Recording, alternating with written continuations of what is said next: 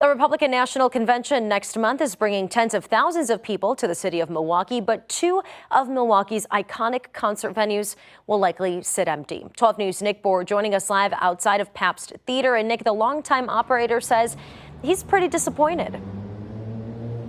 Yeah, Deanna, Gary Witt has had a hand in running the Pabst Theater here, as well as the Riverside and the Milwaukee Theater for more than 2 decades. But for him, the RNC is hardly a marquee event.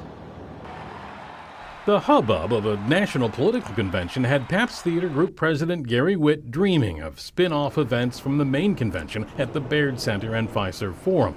But 3 weeks out, Witt says the reality of Milwaukee's RNC is far different.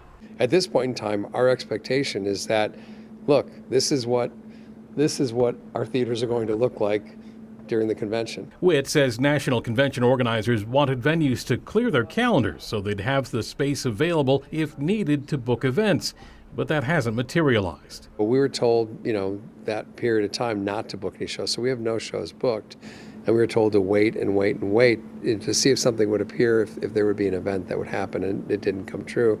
Witt says after weathering COVID, many restaurants were hoping for a convention boost as well, but that, based on his knowledge of restaurant reservations, isn't happening. Some of the places that we know downtown, where you have James Beard award-winning chefs in multiple locations in downtown Milwaukee, have really nothing happening in them. It seems to me that the onus is on the RNC for overpromising and under-delivering. Milwaukee Mayor Cavalier Johnson today addressed the lowered expectations among some, but said he's looking long-term. What I've said since the beginning of this is that this is the beginning. It's not the end, it's the beginning, leading into other big political, business, sports, entertainment things that will come to Milwaukee in the future.